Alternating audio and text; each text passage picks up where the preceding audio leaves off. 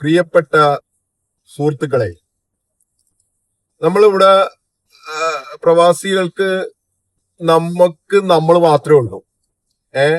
അത് മനസ്സിലാക്കിയാണ് നമ്മളെല്ലാരും ഇവിടെ കഴിയേണ്ടത്. അതിപ്പോ നമ്മള് പല വീടുകളിൽ നിന്ന് വന്നു, നമ്മളിവിടെ ഒരു കുടുംബം പോലെ ഭക്ഷണം ഉണ്ടാക്കി കഴിച്ചു, അല്ലെങ്കിൽ ഒരു റൂമിൽ കഴിഞ്ഞു, അങ്ങനെ പോകുന്ന ആൾക്കാരാണ് നമ്മളെല്ലാ പ്രവാസികളും. അപ്പോ അതിന്റെ ഇടയിൽ നമുക്ക് ഒരുപാട് പ്രശ്നങ്ങൾ ഉണ്ടാവും. അതിപ്പോ നമ്മളെ വീട്ടിൽ തന്നെ നമ്മളെ വീട്ടുകാരുമായിട്ട് നമുക്കുണ്ട്. എന്ന് വെച്ചിട്ട് നമ്മളെ വീട്ടുകാരെയൊന്നും ഒരിക്കലും നമുക്ക് ഒഴിവാക്കാൻ പറ്റില്ല. പല പ്രശ്നങ്ങളും വീട്ടുകാരായിട്ട് നമ്മൾ ഉണ്ടായിട്ടുണ്ട്, രക്ഷിതാക്കളുമായിട്ടോ അല്ലെങ്കിൽ ഭാര്യമാരായിട്ടോ അല്ലെങ്കിൽ മക്കളുമായിട്ടോ ഒക്കെ ഉണ്ടായിട്ടുണ്ട്. അതേപോലെ തന്നെയാണ് സുഹൃത്തുക്കളായിട്ടും പല പ്രശ്നങ്ങളും ഉണ്ടായിട്ടുണ്ട്. അപ്പൊ അതിന്റെ പേരില് അത് സുഹൃത്തുക്കള് എന്ന് പറയുന്നത് ഒരു ദിവസം കൊണ്ട് ഉണ്ടാവുന്ന പെട്ടെന്ന് കണ്ട് പെട്ടെന്ന് പോകുന്ന ഒരാളിന് നമുക്ക് സുഹൃത്ത് എന്ന് പറയാൻ പറ്റില്ല.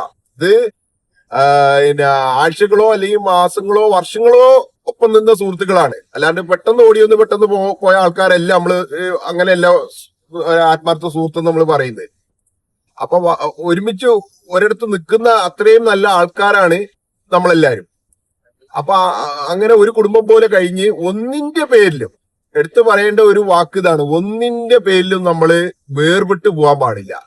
എന്നെ സംബന്ധിച്ച് എനിക്ക് കിട്ടിയ ഒരു ഉപദേശം എന്ന് പറയുന്നത്, കല്യാണം കഴിച്ചപ്പോ പിന്നെ കുട്ടിയുടെ വാപ്പാന്റെ പെങ്ങള് എനിക്ക് തന്നൊരു ഉപദേശം എന്ന് പറയുന്നത്, നിങ്ങൾ മരിച്ചേ പിരിയാൻ പാടുള്ളൂ എന്ന് എനിക്ക് തന്നൊരു ഉപദേശമുണ്ട്.